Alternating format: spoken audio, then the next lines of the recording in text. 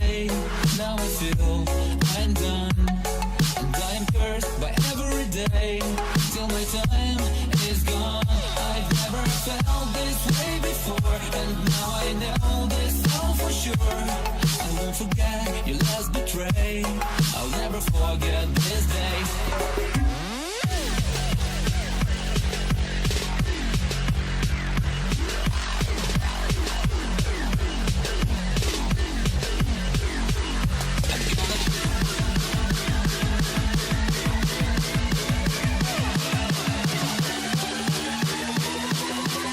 I'll never forget this day.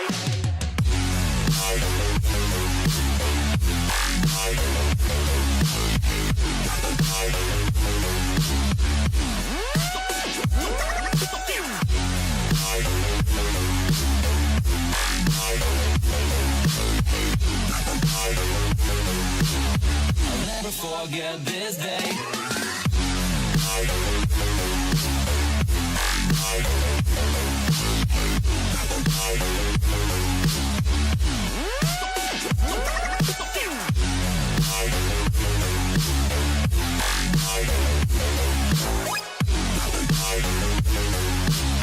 I'll never forget this day.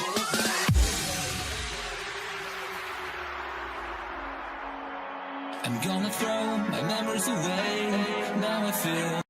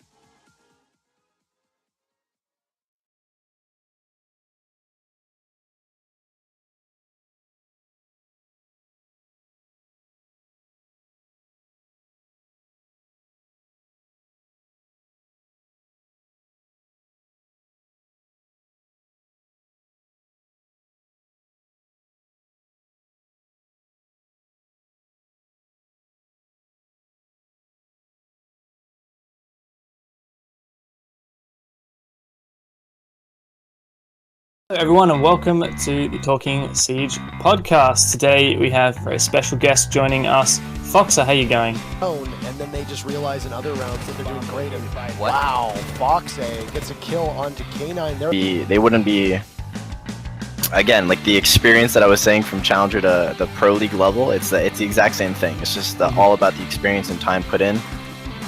Oh, is that like an Australian way to say, how are you doing? Yes, we're down. Everything is upside down here. Hello everyone and welcome to the Talking Siege podcast. Today we have a very special guest joining us. FoxA, how you going? Oh, is that like an Australian way to say, how are you doing? Yes, we're down. Everything is upside down here, so I'm sorry if we're doing things wrong by your standards. No worries. I am Devmarta, and joining me as usual are my co-hosts Skye and Cthulhu. Hello. So yeah, this is a pre-recorded episode, by the way, guys. So I mean, for you in the Twitch chat, just remember we won't be able to respond to your messages. However, we do have a couple of questions that we had posted on our Twitter at Talking Siege. You can go follow that and keep up to date on whatever our future episodes are. But for now, let's get stuck into FoxA. So why don't you just do a little bit of an introduction about yourself, what team you play for, and yeah, basically what you do. All right. Well, my name's Davide. I also go by FoxA or FoxA. I've been in Pro League ever since the game came out, and there was a Pro League. I first played for like Lunatic Esports, then went over to Astral, went to LAN year 2 season 2 Gamescom LAN with Excellence. Unfortunately, we didn't really do that good there. That resulting in my departure from the team, and recently joined with Reckless Gaming, and I don't know. I think now we're doing pretty good. Yeah, well, you've done really well actually in the Invitational qualifiers coming up. Obviously, like you said, you played for Excellence, which at one point was Most Wanted, right? That's why I get confused, because everyone talks about Most Wanted as in the most recent Most Wanted, but when people say Most Wanted, I still think about your old team. Yeah, that was like a really old roster with some of the players that are on the new Most Wanted were also on that Most Wanted. So yeah, but obviously you know what it's like to be at the top, because when you played for Excellence, obviously you were at Seed 1 NA, which was a massive kind of upset, I guess. So you're kind of used to, you know what it's like to be at the top, and I guess you could say used to being a bit of an underdog and then taking everyone by storm. Yeah, I was gonna say that. Yeah, well, you haven't quit with that, because I mean, here we are, Reckless made it into the grand final, even beating out Rogue. Now that was a massive achievement for your team, surely, as a whole. Yeah, we hoped it would have been streamed, but unfortunately it wasn't, and we think it would have been a quicker victory. But the first map we had to run like a substitute, because one of our guys' internet went out, but then he came back and took the clean reverse sweep. So for those who don't know, the Ubisoft servers unfortunately went down during the qualifiers when they were meant to be streamed. So some of the matches didn't get streamed, including probably what was the biggest upset of the entire qualifiers, which was Reckless taking out Rogue. So I mean, we didn't get to see it, but why don't you tell us a bit about kind of what happened? And you said you were pretty confident. You said it would have been faster, and you even had a sub. So like, what happened? Honestly, we scrimmed Rogue a lot before the bracket was announced or anything like that, so we kind of had a good understanding on what they would do. And honestly, we just felt super confident going into the whole qualifier. We weren't making any mistakes, but right before we were about to play, our teammate ZZ, his power went out, so we had to bring in our substitute Schlongy, and we played the first map was Cafe. We went up like I think we traded rounds over and over, but it was kind of rough because we were mostly. It's not to say that Schlongy wasn't good, but he definitely didn't understand our strats as well as ZZ did. Didn't feel comfortable. So of course they won the first game, and I feel like their confidence went boosted. Like, oh, they're just a challenger team. We're gonna sweep through them. Then we got our normal 5, and I believe we played them on Oregon and then Consulate. I think the last map was Constant, and those are two maps that we're super comfortable with. We were just able to get the upper hand on them, got a lot of picks, and just played our game. And ZZ really went off that game too. So it was a fun experience and all. ZZ was definitely one of the players on your team which showed up the most in the matches that I saw you playing. ZZ, what a crazy player! Like seriously, you've got a really impressive roster. And I mean, people say this a lot, but you've got a very frag-heavy roster, I'd say, and you've got players who are really confident in taking these fights. And also, what I've seen is a lot of creativity as well. Like I remember this one particular chalet match, and it was you on the mute sitting above the master bedroom hatch holding an angle up with your teammate having a crossfire onto the trophy window, and they just played right into your hands. Yeah, so first my team is super frag heavy, and I think the reason that they never really were able before I joined the team is that they didn't have the experience on how to manage it. And then once I joined the team, I was trying to build structure around them. And even if you're just a frag or just a Ash main, whatever that term, whenever that term is used, I kind of laugh because you can still structure someone to use their aggressive playstyle in a team setting. So as soon as I joined, I just kind of like built that with the team to make sure whenever they go for a pick or an aggressive play, they let us know and we're able to, trade or help in any way possible. And for that strat, honestly, it wasn't a strat per se. It was more or less our team communicates like, oh, we'll roam near kitchen side, we'll roam near library side. And in that game, we noticed that they were running into kitchen super easily with like no drones, and they were leaving all of library side open. So we decided to play there. I'd play above, ZZ would play below. And that was actually something like that impact hold that I don't think he intended to open the hatch, but he did. And since I was up there, he said he was getting drones, so I decided to help him out. And the drone actually missed him and saw the hatch open with me in it. So the guy had jumped in, and ZZ just got the easy kill and we ran away. Yeah.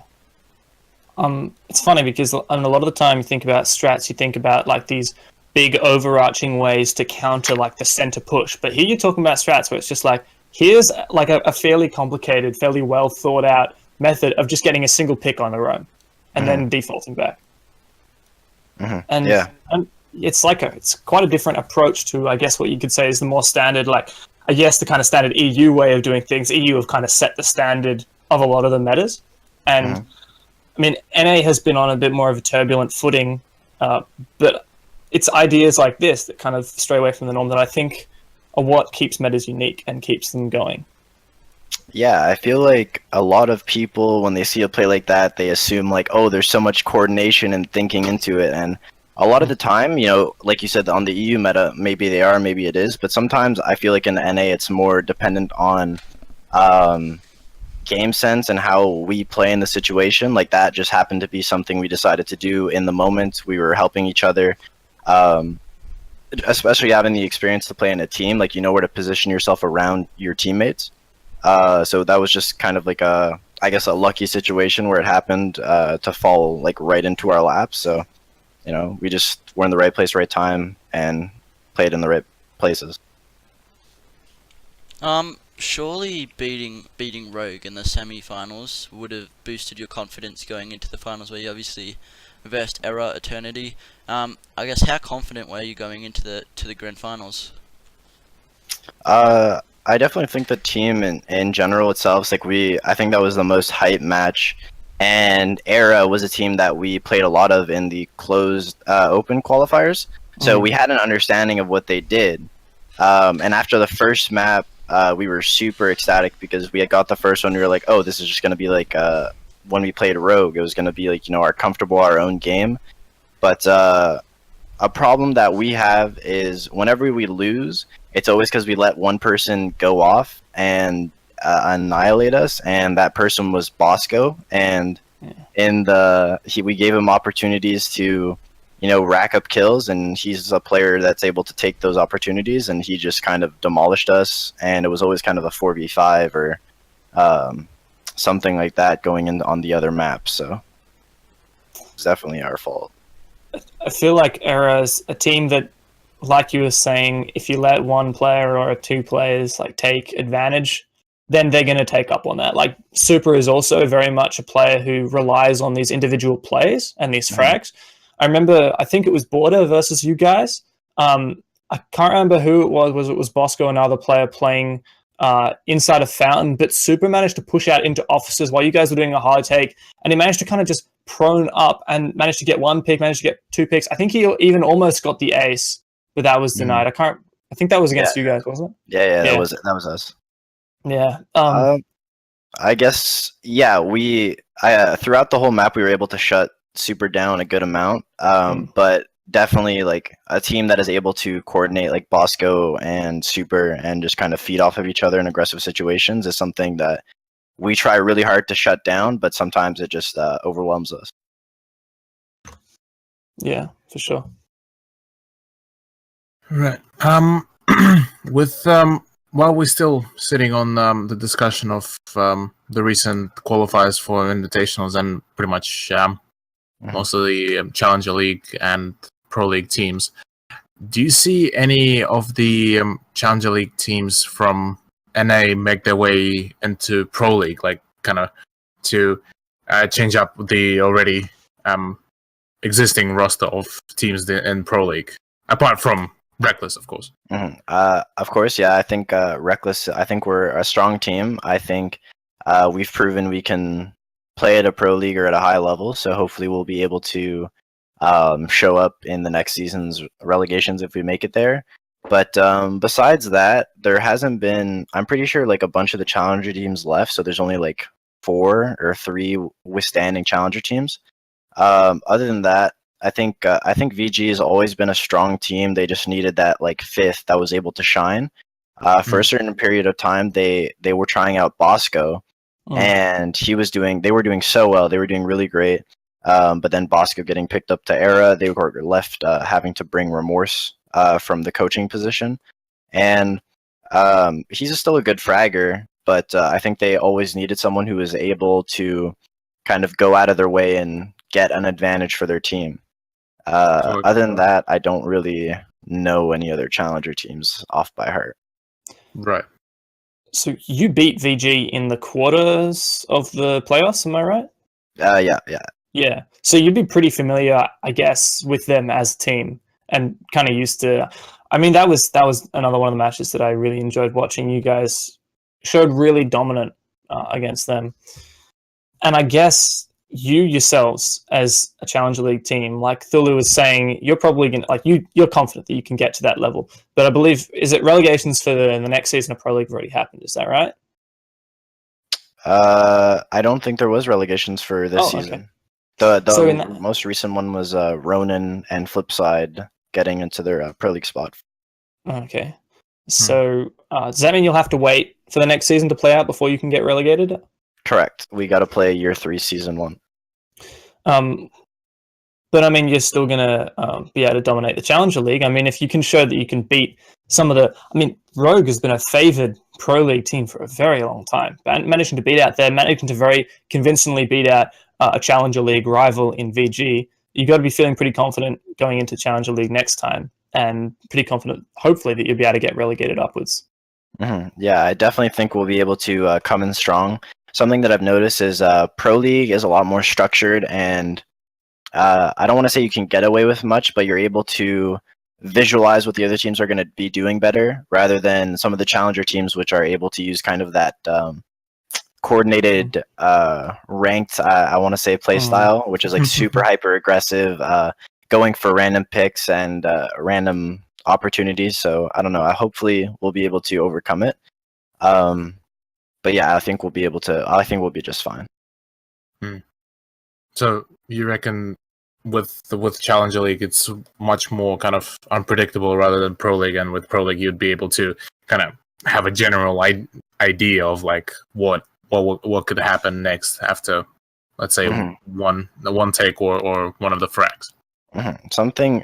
One thing that's really big is in-game leading or strat making, which I feel like Pro League players like some of the best IGLs, like Canadian, uh, uh, Fabian. I'm blanking on IGL's names, but some of like the best ones. Yeah, they all play, and they've all been playing Pro League for so much time, and they just know when to make these plays. And Challenger. Hello. Hello, FoxA. Oh, okay. My bad. I didn't touch my monitor for like a couple of seconds, so it just turned off. Okay, so like I was saying, the Challenger experience isn't so much different as it is newer. It came in a full year after Pro League was there, so a bunch of the new players who don't. I wouldn't say it takes less dedication. Like you don't have to be scrimming 6 to 8 hours a day. And it's just a less experience that the players and teams and that have. So they'll go for these super aggressive plays and hope they pay off, and sometimes they do. Where Pro League players, they know what their goal is, they know what to do, they know what their kind of perception of the round is going to go like, so they're able to set up accordingly. Yeah. It's one of the things that you definitely find, especially as a caster trying to do analysis. Pro League teams are easy to analyze. As soon as you start trying to analyze, we have a lot of community leagues. Trying to analyze the community leagues, play-by-play casters have a lot more fun in the community league ones than the analysis. You can go so much more hard into analysis when it's these really established teams. And it goes the same when you're playing against those teams. You can read, if you see someone setting up a mirror in, like, for example, you're playing, like, I don't know, EG or someone, you see them set up a CCTV mirror hold on border, you know what they're going to do. Like, yeah, there might be details to their strat, but you get the idea and you can counter strat that. So and then Challenger League, if they're each going for these crazy individual plays, you really got to shut down those players. Like you were saying, Era is probably a team that is favoring the more unexpected playstyle, the less rigid playstyle. And that's got to be a skill of shutting down individual players. But I actually wanted to touch on something that you mentioned there about IGLs. I'm interested in how your own team functions. You mentioned before that you had, before you joined, there was a lot of really strong individual players, but then you came along and you tried to bring a lot more coordination to it. Things like, obviously, you mentioned before with the Chalet Peak. So tell us a bit about that. I think before I joined, it was a big majority of ZZ calling and kind of Breezy also calling and them feeding off of each other. But something that from my experience going out through the seasons, I've never really been a full IGL. I've always been able to kind of make comments and be someone who, if the IGL isn't able to think or is blanking, I kind of say like, oh, we'll do this, we'll do that. Because especially as a main entry, you want to be able to focus on getting a frag or getting a pick, and you got to know all angles because you're going for the risky plays. So I don't like having our main entry kind of have to think also about what the rest of the team is doing. So when I joined the team originally, I was supposed to be like the main Ash Ella aggressive player, but I transitioned off of it, and ZZ plays amazing on it. So I kind of just sort of IGL'd. Of course, we have our strats and stuff that we go over beforehand, and once we're in the game, it's kind of just me, Breezy, ZZ. Everyone on the team speaks, but it's more or less we kind of figure out what we want to do, and then once we're in game, unless we need someone to call, we kind of just go based off of each other's movements. So you're saying you don't really have a strict IGL? No, not necessarily. No. I feel like that's a double-edged sword there. Yeah, I mean, it could be. I think something that all teams will say is you can have like a main IGL, but you want everyone to feel comfortable talking and voicing their opinions, because sometimes they'll see something from another view that I won't be able to see, or someone else not be able to see. So we want everyone to feel comfortable. Of course, we all have something like we all understand what we're going to be doing. So we kind of will call. Usually it's myself or Breezy, but other than that, it's pretty much whoever's in the moment, whoever's like making the call and like has the vision of what we're trying to do. They just say it and we trust it.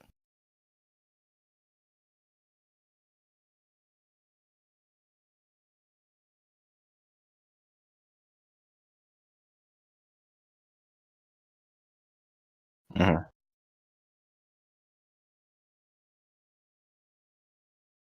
Uh, Honestly, I hope, but Mm.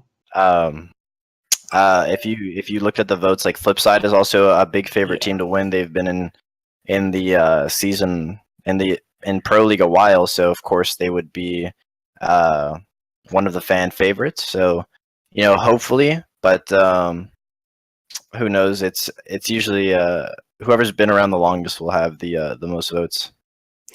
That said, currently I'm just looking at the voting right now. So it's like obviously Flipside 58%. They're taking it by storm at the moment. Obviously the rest of the teams, Reckless, Birds University, formerly known as Infamy, and Looking for Org. Out of those, you've got 29%, and Birds Uni and Looking for Org only have 13% between them. So I don't know. Maybe Reckless can make it. I mean, yeah, you're going up against Titan in that community vote against Flipside, but obviously you guys have earned a lot of respect from the community and a lot of love. Well, I think right now, yeah, I think we definitely proved ourselves to a ton of the people who were skeptical that we deserve and that we can play at this level. And right now, I don't know what's going to be going on. Hopefully, if we can have what happen. Wait, let me rephrase it. If we can have happen what we are trying to make happen in this limited amount of time, then I do think we'll get the vote. But regardless, I think Flipside will get it. They're just way out of the water. And honestly, if you look at all because it's not just North America, it's also the other regions, and BRK is blowing everyone out of the water with I think they had like 9,000 votes and like 73% when I was looking at that. So the Brazilian LatAm is very passionate, so I'd assume they would get it. Yeah. At the moment, just looking at the stats, BRK is at 60% of the Latin American votes, and there's 16,000 of those votes. So that's kind of a majority there. As for the EU scene, it's interesting. It's really tied 39-38 with Millennium and Vitality. Obviously, the French communities have such huge backing. But within EU, like overall, that's 16,000 votes to all of EU, but it's so evenly split. I don't know. APAC at the moment, Mantis in the lead. I guess a lot of the Korean community have really chipped in and really going for their team. But obviously, in the international community, APAC does not have as many fans, much to our dismay, of course. But yeah, nonetheless, I feel like Flipside and BRK definitely looking the strongest. So from APAC, are the two qualified teams was Mind Freak and which one is it? ANZ. Okay. So ANZ won the spot for becoming first seed in Pro League from APAC last season. And I'm going to switch it up a little bit and ask you guys a question. From your guys' perspective, how do you think they are going to do in the Invitational? Cthulhu, do you want to go first on that one? Sure. I would say I'm curious how Mind Freak would perform, because they had a big step up after their performance on the previous season, and I would say that they will put up a whole lot bigger fight compared to what the APAC teams showed in Brazil. But I don't really have my hopes high, to be honest. No matter how patriotic I can be to APAC region, at the moment it's going to be quite a whole lot of sorry.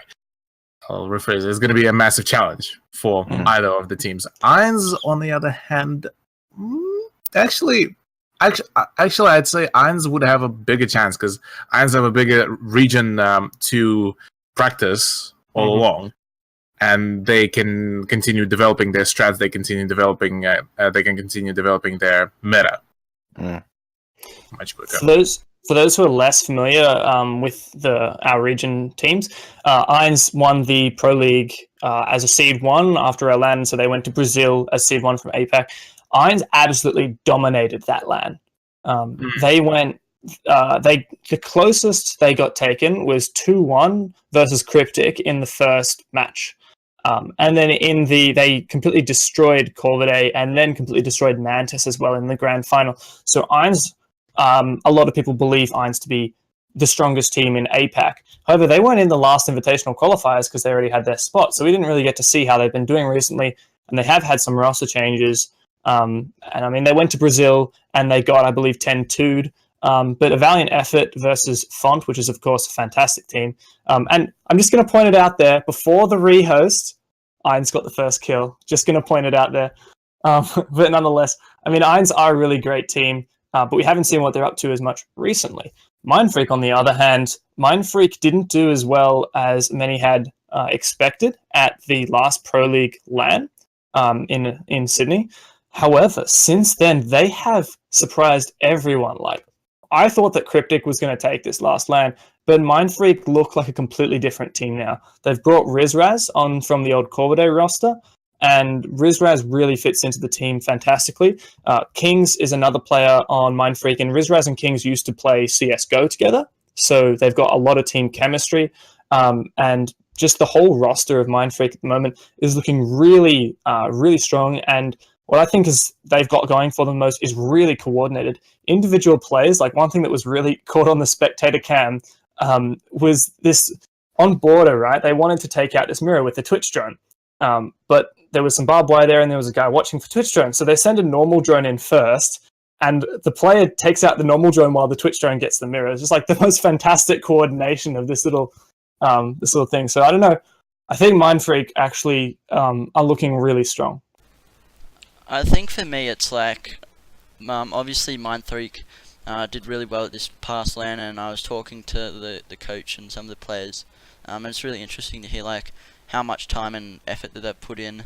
I think that Mindfreak can do well, but it's like on some very specific standards, like they have to verse this team, and then this team has to sort of not be doing the best. I don't know, it really just depends. Obviously, it goes without saying that we aren't going to see much of Mindfreak up until the Invitationals, because they aren't really going to want to be obviously being open about their strats. But obviously time will tell. As for Irons, honestly, I'm not even going to say anything. Like, who knows? To be honest, we haven't seen them in so long. They could be so bad, or they could be absolutely amazing. Like, it's anyone's. Just I don't know.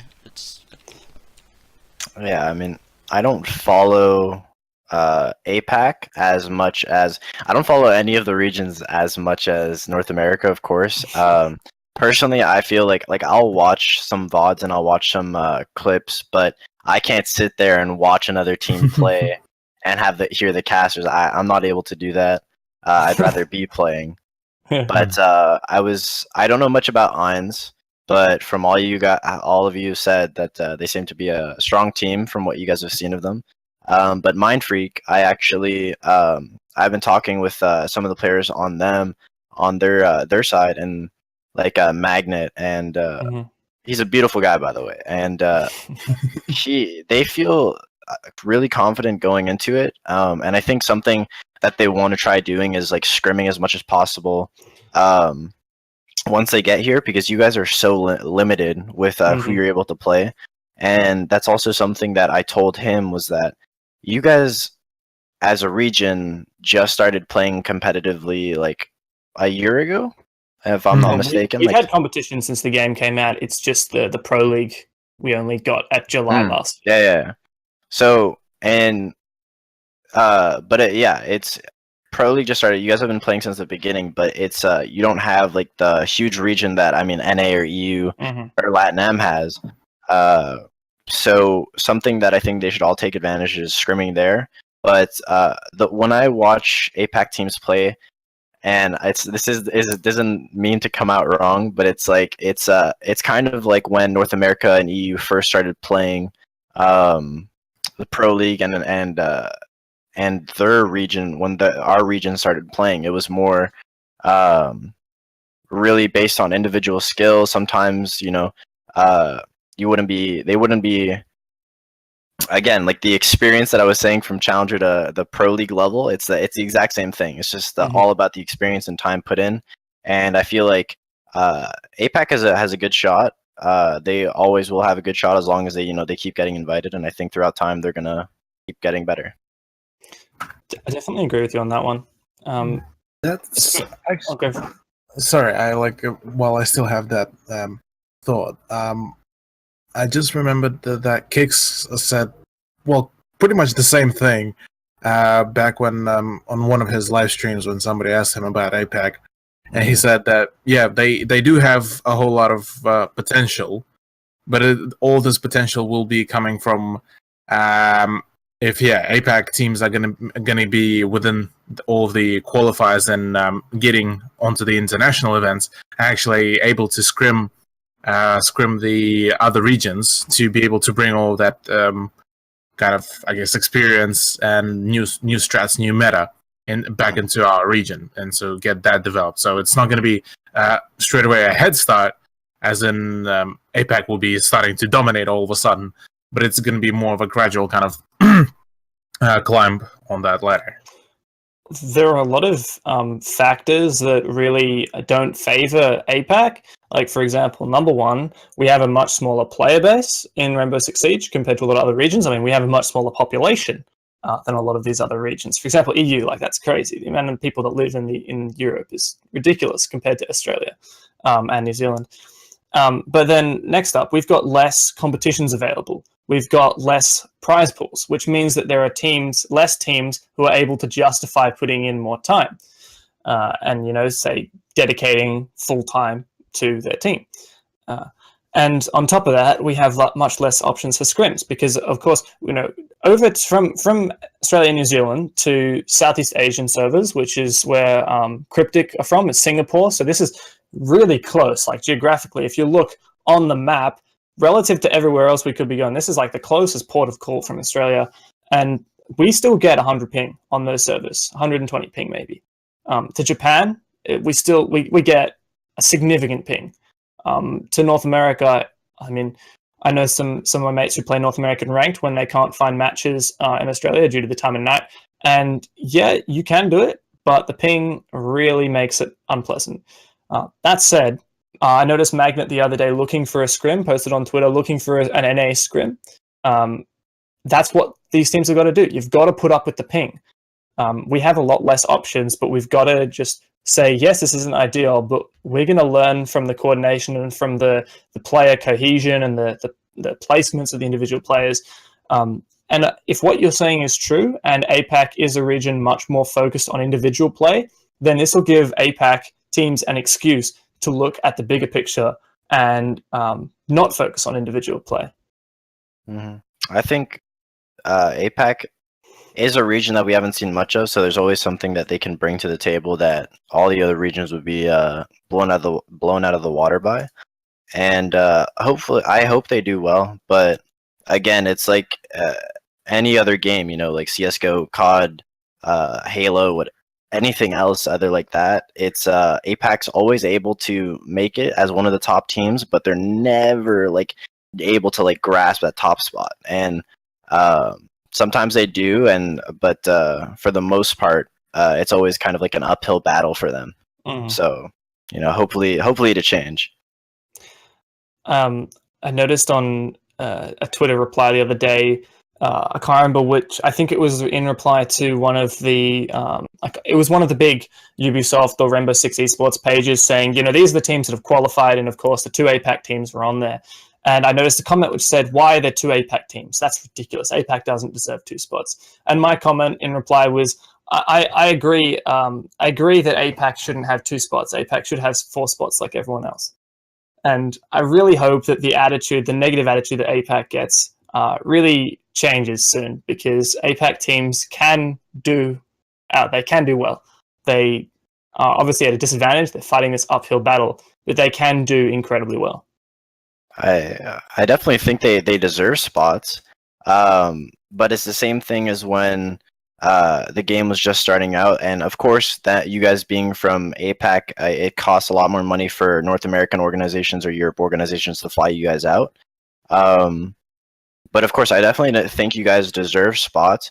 It's just like how many per se that comes into question, because there's if you look at NA, like I'm not trying to like divide any regions or anything like that, but if you look at NA, before we used to have, like when the game first started, we'd have 2 dominant teams. Now we're to the point where even some challenger teams can step into Pro League, and the talk about adding 2 more Pro League spots to NA and EU comes into question. LatAm, they have super strong teams, and they like the rosters always keep switching. Like the top 4 teams always keep switching, so the top 4 is usually always locked, but they still have super strong teams. Europe, again, like the same thing, like One Up Esports just got invited and they just relegated into Pro League. But then if you look to APAC, of course, there's not much for us to look at. And there's not much that I've seen, so I can't personally say. But from what we have seen, APAC is definitely a region that deserves some recognition. They definitely deserve, like, you can't avoid them. They're definitely a place there, and they're a force to be reckoned with, but it really depends on how much are you willing to put into APAC, because from a viewer perspective, they've been able to spend, and like you said, there's more people in NA than there is in NDU than there is in APAC, so that's also an issue. So I definitely get what you're saying. This has been an ongoing discussion. How many spots should APAC have? And my comment before that I was saying about Twitter about getting 4 spots, primary purpose of that comment was to shut up the person who was trying to shit on APAC. So I'm not literally saying that we should have 4 spots. I'm just trying to get people to just respect us a little bit. But in terms of realistically how many spots we should have, it comes down to a lot of factors. And I think it is a lot more complicated than a lot of people say, because a lot of people say, oh, well, then they're not as good, so they should only have 1 spot, 2 spots. We should have a lot more spots. APAC is stealing our spots, all of these kind of comments. There are a lot of factors. For example, one thing is, do you want APAC to get better? And if the answer to that is yes, the best way for APAC to get better is to have more LAN experience, because that's the way that we're going to be able to play the top teams and improve as a whole. And yes, there's a lower audience. However, you're still bringing in more people, and growing a region is healthier for the entirety of the game. I definitely agree that you shouldn't kind of give some teams a free ride just because they're from a specific region. So I'm not saying that you should give APAC 4 spots and then have teams get 10-0'd. But I'm just saying that APAC definitely deserves spots because we do have very strong teams. And also that the more opportunities that APAC get, the better APAC will become. Just like Brazil. Brazil has been getting, obviously they've had their own Pro League, it just hasn't been incorporated into the International Pro League until, I believe, Season 1 of Year 2. And as soon as they were introduced, they dominated. Absolutely dominated. Mm-hmm. So, I mean, for sure. I mean, like you said, like, do you want APAC to get better? Of course. I think everyone would like to see more teams, more personalities. That's always something in esports. And something that other games kind of do to benefit that is, some tournaments or LAN hosts have it in Sydney, Australia, or other places in Australia, other places in APAC, to kind of beef out the regions and have more experience there. But I think also another way to get better is, fly the Australian teams out to Europe, North America, Latin. Now I didn't touch my monitor again. But you fly the APAC teams out, have kind of like a boot camp.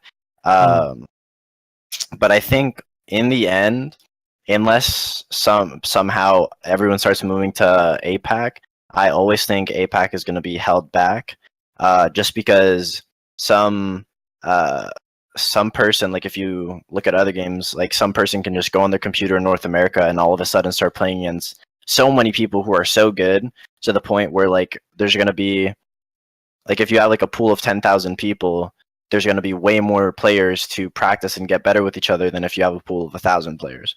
So I always think that's going to be an issue. but like once Rainbow Six starts being recognized more as an esport, I definitely think the bigger orgs and there will be more opportunities for APAC to improve. But till then, you we all have to just kind of take what we can get.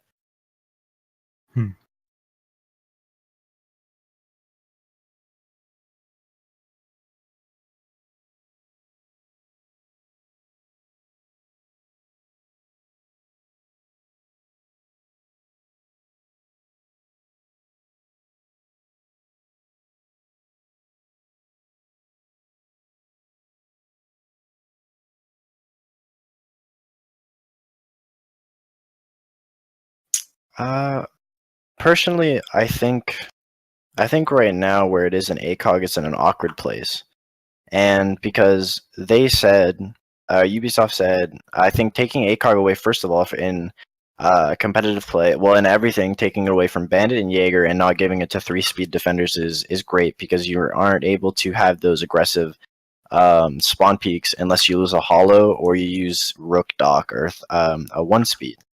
And it definitely encourages people to play 1-speeds, especially on different in competitive on different maps. You can, would you like the ACOG for a longer range battle, or would you like someone like Jaeger or Bandit with their utility? But then if you look on like the attacker side, Ash still has ACOG, Twitch still has ACOG, and I understand they're attackers, so they need kind of more of an advantage. But I just feel like it's unfair for them to remove ACOG from beloved characters like Bandit and Jaeger, which, by the way, all the Bandit and Jaeger mains are now Rook Dock mains, which didn't even help ranked at all because now people just use 1-speeds. But it's like they can't say one thing and then not do it to the other side. You know what I mean? So I feel like they have to find a balance. So you're saying that they should remove more ACOGs from attack? Yeah, it's very tricky. I remember I had a discussion about this on Twitter with Pengu, and he said like a really interesting thing that you take it away from all 3-speeds and 2-speeds, and only 1-speeds, such like Fuse and Doc Rook, would be able to have it, and DMRs would be able to have it. So then it would also buff the usage of DMRs. And you could even say like potentially LMGs, because nobody uses those guns anyway, other than Blackbeard's DMR, because it's insane right now. But I thought that was really interesting because it would boost, it would make the game more kind of, there wouldn't be just like a base meta. There would be more stuff and anything kind of works. I remember seeing that comment, and I definitely like the idea of having it on DMRs because obviously boosting that pick rate's always a good thing. Mm-hmm. I don't know if I agree with the statement that all the Jaeger and Bandit mains are now Doc and Rook mains. I mean, maybe in ranked if you specifically want to spawn pick. Definitely in ranked they are. That's what I meant, Jordan. To me, all the Jaeger and Bandit mains are just Ella mains now because her gun is stupidly overpowered still. But, it depends on whether you're going for the ACOG or for the 3-speed. I really like that when you pick a 3-speed on defense, you sacrifice the range because it was too much a jack of all trades. Mm-hmm. I mean, we did witness with the DMR. We did witness an ace from Aces during the APAC LAN on Clubhouse. That was a DMR. It was a Blackbeard DMR, yeah. Yeah, Aces managed to ace against Cryptic in the grand final in the APAC qualifiers, and Bosco went absolutely massive against your own team, Reckless, with that DMR. I mean, yeah. Not only Twitter, but like the R6ANZ general and esports discussion Discord channels were going crazy after that match. Everyone was like, did the DMR get a buff? And everyone went back and opened up Siege and was playing T-Hunt with the DMR and like going in ranked and casual with this DMR trying to basically be Bosco. And it's definitely a crazy gun that people haven't really looked into yet because the primary, everyone would always prefer fully automatic rather than semi. So I'm just waiting for the Twitch mains to start using the 417. 417. Yeah, you're sacrificing the FAMAS. That's the best gun in the game. How can you do that? The 417 it packs so much. Like you can still spam it. It's still a spammable DMR. It's still like a viable one. Now, I personally use it, although that probably explains why I still sitting at the bottom of ranked. Well, now that they're buffing Twitch, I mean, her famous or her was that And it? Yeah, nerfing, the nerfing F2. the drones. Yeah, the drone. So the F2 is all she got now. Yeah. So anyway, I really like. I mean, I'm trying to imagine right now seeing Twitch mains who have to go Holo Famus or they have to go ACOG 417. Like that does bring something more interesting, and especially with the addition of Dockerby only having obviously that crazy slug shotgun and her DMR rifle, it brings a lot more. Here's the first, I think, pretty sure the first operator who doesn't have a fully auto weapon as an option. Am I right in saying that? Mhm. And I mean, Dockerby's utility is actually good. Yes, it's difficult to use in Pro League, and it hasn't quite made its way into any kind of meta yet, but being able to make roamers buzz and is useful. Maybe not more useful than other operators. I'm trying to get people, like especially my team, to stop using the word meta because I feel like anything is viable in any situation. And when we played against, I believe we played against, I think it was either VG or Air or both of them. But when we played against them, I actually pulled out the Dokkaebi in a certain. I mean, everything has their own. Everyone has their own ability and their own potential to do well, and a gun is a gun. If the gun's good, you'll be able to frag no matter what. So something that I've definitely tried incorporating was like, you can always use different strats to attack a bomb site, but different operators make so much of a difference. And something that I hate by the term saying meta is that you're just generalizing like back in year one when it was like Ash, Sledge, Thatcher, Thermite, whoever, and it was always the same 5 characters. And now that this game's growing, it's becoming kind of like a MOBA, but also a first-person shooter where anything can happen.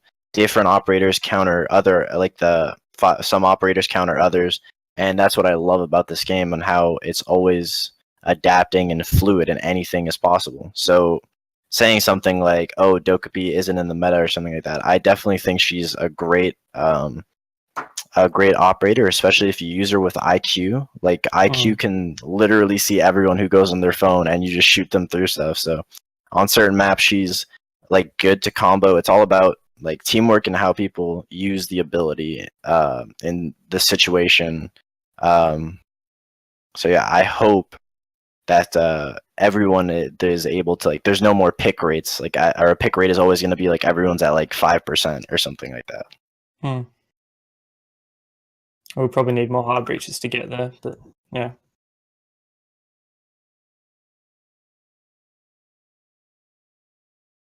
Right. So the first question that came through Twitter from Kid Scissors is, how in your experience have you gotten out of slumps in both aim and game sense? Thanks a lot. Something that I'm sure like people would say to get out of a slump is just keep playing and practicing. But I feel like maybe like take a break, play another game, go outside. I feel like sometimes personally when I'm in a slump and I'm not doing well and I take like a couple days off or a week off and I come back, I play absolutely out of my mind when I've taken that break, or I just play another game. Something you don't want to do is like keep playing and playing and playing, especially because then like you'd be like, if you're playing ranked games and you keep losing ranked games and you're not doing well, don't keep playing them because it's not going to do anything. It's just making you practice bad habits. So I'd say take a break. I think terrorist hunt is always a good thing to get out of just practicing your aim. But when you're in a slump, you're in a slump. It's just something you gotta change to get out of it. A question here comes from M-Fleet, and M-Fleet says, Goddess has been receiving a lot of negativity, even though she has had a great performance in the qualifiers. Is that affecting her and the team? If so, how?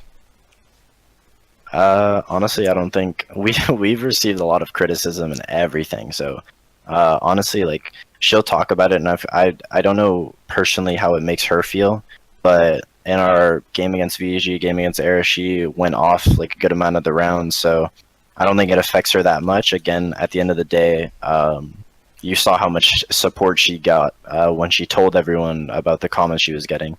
So she knows that she has people in the community and us as teammates who love her. So we don't really like. She doesn't. I don't think she lets it get to her, and that's something that everyone on our team gets. Like especially the accusations that ZZ was getting after he destroyed VG is just like it's just something that you look at and you laugh and you just move over it as a team. Same thing that we do after every time we do our casts on the Rainbow Six channel, and we go back to the hotel room in the evening and we watch back the VOD and read the Twitch chat, absolutely roasting all of us just because, that's what people like to do to the APAC casters. But, we enjoy it. We get a kick out of it anyway. All right, so just then we're going to wrap up there. Thank you very much to those of you who submitted questions, including those of you who submitted memes. I do believe about 90% of the comments on that Twitter post were memes, mostly about the eyebrows, but I'm sure David, he gets that a lot. So we're going to wrap up. Thank you very much to everyone who has joined us and is watching the stream. Thank you very, very, very much to FoxA, who's joined us tonight. Thanks for having me. I appreciate it. Yeah, thank you, FoxA, for coming on. And of course, thank you very much to Skye and Cthulhu for once again being the best hosts. Always a pleasure to be here, and always a pleasure to get all the intelligent talks in. Yep, yes, deep insight and analysis straight from the mouth of the pro/Challenger League players. You're a pro player. We can call you that. Yeah, I don't think I've left pro status yet. No, We'll be back. I don't think. No time. I think you deserve to retain your pro status. Yeah. Thanks. All right. Thanks everyone for watching, and catch you next time.